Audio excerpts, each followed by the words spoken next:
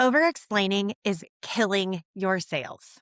If you've ever walked away from a sales conversation thinking that went really well and I gave them everything they needed and then they didn't buy, this episode is for you.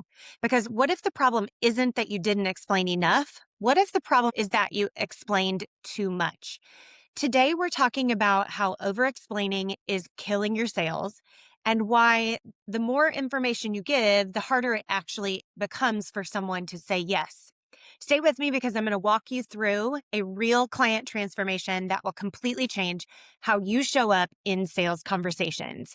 Welcome back to Small Business Growth Tools. I'm Lindsay Fletcher, and today we're talking about over-explaining in sales conversations. I know that sharing everything that you know probably feels helpful, but it's actually hurting your sales. I'm going to share a real life example in just a minute, but first I want to give you a really quick example so you can see or hear really quickly and really clearly what I mean by over-explaining. Okay, so let me walk you through this really quick example. You go to get your hair done. Okay, you sit down in the chair, you've saved a couple of pictures on your phone, and your stylist walks up and says, "All right, what are we doing today?" Now, imagine that you're wanting to be blonde with some dimension and depth, and you want to add some length to your hair. Okay, does your stylist say things to you like, to create depth and richness between your light pieces, I'm going to use 7N plus 6GI. And for the blonding, I'm going to use 5 ounces of bleach and 5 ounces of the developer. And for the root, I'm going to shadow with a gloss in 7N. And then I'm going to tone it with another gloss in 10N and plus a 9GI. And then I'm going to use a touch of 10 volume for that perfectly balanced blonde. And then to add length, I'm going to use warm honey wefts in 18 inches for fullness. And I'm going to use a customized micro mini extensions in warm honey for detail and dimension. No, ma'am, she does not say that.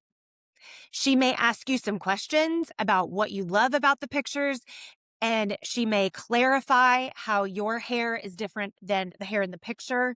Or she may say, "Hey, I think this isn't attainable for you in this one session," right? She may ask you some questions about what you love about it, and then she's going to use her years of experience and training to make your hair look as close as possible to the pictures that you showed her, right? So when I say over-explaining, this is the type of thing that I'm talking about. Your stylist isn't going into every detail and every training she's ever been into, and she's not going into the nitty-gritty of what she's going to do to your hair. No, she asks you some questions. She clarifies what it is that you want. If she thinks she can get those results, then she's going to then get to work. So we need to start being more like our hairstylist. We need to ask some questions. We need to listen, and then we need to do the dang thing. Okay. Now, by the way, I want you to know that I know nothing about the hair things I just said. I went to a hairstylist's page and I pulled some of this info and changed around some information in this example. So if you're a hairstylist listening and none of that made sense, there's a reason. I'm not a hairstylist and I don't know anything about what I just said. So I want to give you a real life example. Let me tell you about one of my clients. She runs a service-based business and she is incredibly good at what she does, like extremely good, like the kind of business owner that once you've worked with her or once you've heard her talk about what she does, people stay, people refer her, they love her. But in her sales conversations, she was over explaining everything. And it made complete sense to her. All the years of research she's done, all of the years of training, and all the years of experience and history and learning she had under her belt. And her thinking in over explaining was that if she could just get ahead of every question, if she could just explain all of the details, and if she could just give them everything up front, then the potential client would feel certain enough to say yes. And what I want you to hear is this. She was trying to serve her customers well. She was trying to help make the decision easier. And so many of you are doing the exact same thing. But here's what was actually happening in those conversations. The exact opposite of what she was trying to do was happening. The more information she would give, the harder it became to make a decision because instead of guiding the client forward, she overwhelmed them with information and brochures and handouts that she had created because she thought that everyone needed all of this information. And you may be wondering, what did most of those people say, right? Most of those people were telling her, I need to think about it. Not because they weren't interested. They were interested. They came to her, right? But it was because they had too much to process, too much information to sort through. They maybe had one question and she was giving them the answers to 25 or 100 questions, right? So this is the part that most people don't realize. Over explaining doesn't actually make you more helpful. It makes the decision harder for your potential customers. So if you've ever thought that someone was going to buy, they seem interested, and then all of a sudden they said, I need to think about it. This next shift is going to be really helpful for you. So here's what we worked on. And this is important. Hear me here. Don't just say less to say less words, okay? Here's the real shift. She stopped trying to carry the entire decision for her clients. Before, she was doing all of the thinking for them. She was trying to anticipate everything. She was trying to answer everything before it actually even came up. Has that ever happened to you? I would almost bet the farm that it has. It's happened to all of us, right? But now she knows what questions to ask. She knows what information she needs to qualify them. She knows to ask more questions when certain things are said in her sales conversations.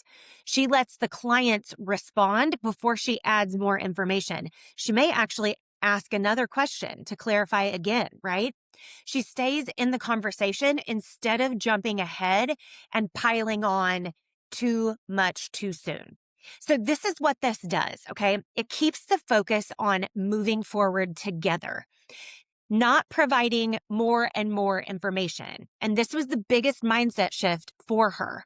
Before, she believed certainty came from knowing all the details, having more explanations, giving more information.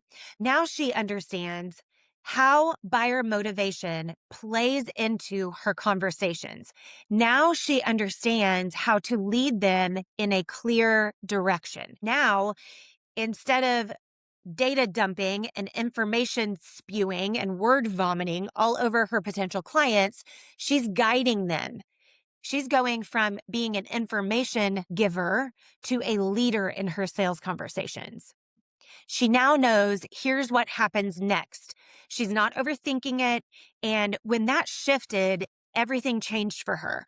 Her conversations actually became shorter. She wasn't doing these long, drawn out conversations over time. Her conversations actually became shorter. They became clearer. She became more confident. She wasn't trying to prove anything anymore.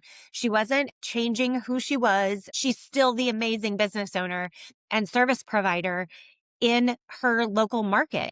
She's just now leading sales conversations, and her clients could feel that. The results are that her sales cycles became shorter. Her conversations were more condensed. She knew how to ask questions in a way that gave her the information she needed to qualify them.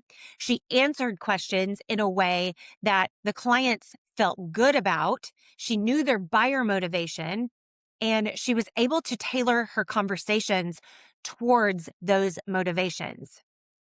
She also got more yeses, and she had more confidence in her sales conversations. And that's what learning how to sell will do for you and your business.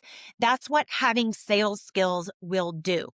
It's not something you're born with, it's something you learn how to do. And ultimately, her business has grown so much that she's actually hired another salesperson because she changed how she showed up in the conversation she was having. She learned the different types of motivations that humans have and how to spot them in real time in her conversations so that she knows how to deliver information and how to lead her sales conversations so that people say yes. Not everyone wants all the data and all the information and all the handouts. She stopped trying to control the outcome and started trusting herself to lead these potential clients through the sales process. Now, what does that mean? It means that she didn't rush to fill in pauses or silences in conversation. She let them process, she let them think, and she let them have space. She didn't jump in with more information. She met them where they were and learned about them and learned how to give the information in a way that made sense for them. And so instead of losing control, she was actually gaining control of her sales because she was guiding people to a decision to work with her. So let's talk about over explaining and what is actually happening here. Okay. Over explaining usually comes from wanting to be helpful, not wanting to feel salesy or pushy. It might also come from the fear of being misunderstood or the fear that they won't choose you. It can also be that you don't have the confidence when it comes to talk about pricing, right? So you try to remove every possible objection, every possible problem. You try to fill in any possible gap that might be there before we even know that it exists, right? But what you're actually doing is removing space for the client to engage with you. And when they don't engage, they don't decide. They don't move forward with you. So here's what I want you to do in your next sales conversation. I want you to say what's needed for that moment, for that question, and then pause. I want you to let them respond and then ask a question to clarify instead of adding more information. I want you to be so curious, okay? Say things like, "Tell me more about that," or I'm curious why you asked that question. We as humans often say one thing is the problem, but when we start to peel the layers of the onion back, we actually realize that the problem is something else, but we don't know to say that because we don't know that that's the actual problem, right? So guide the conversation forward one step at a time. Don't jump ahead. Don't data dump. Don't over explain what you do or what the process is or hand out too many pieces of reading material. You are not there to download everything that you know. Just like the hairstylist, you are not there to give every piece of information that you have stored in your brain about your business into this conversation. It's way too much information. We're going to be more like the hairstylist that we actually go to, who listens, who asks questions, who clarifies what it is that you want, sets you up for realistic expectations. They lead you to a decision of, yes, this is what I want to do. That's what should be happening in sales conversations. You are there to lead them to a decision. You don't need to say more to make more sales. You need to be a better leader. And when you do that, your clients don't feel overwhelmed. They feel confident, they feel guided, and they feel ready to move forward. If this episode hit home for you, I want to invite you to take this to the next level. I'm hosting a live in-person training called the Buyer Breakthrough on April 20th. And inside this training, I'm going to teach you how to understand buyer motivation, what questions your buyers need answers to say yes, and how to tailor your messaging so that it actually connects and turns conversations into clients. Now, this is just a part of the sales process, but this is a really important part for you to understand, because when you understand how your buyer thinks, you don't have to over explain anymore. You can lead the conversation with clarity and with confidence. There's only 15 spots available. You can grab your spot at lindsayfletcher.co/breakthrough. I'm cheering you on, friends. And as always, I'm praying for you and I'm praying for your business. And I'll talk to you next week.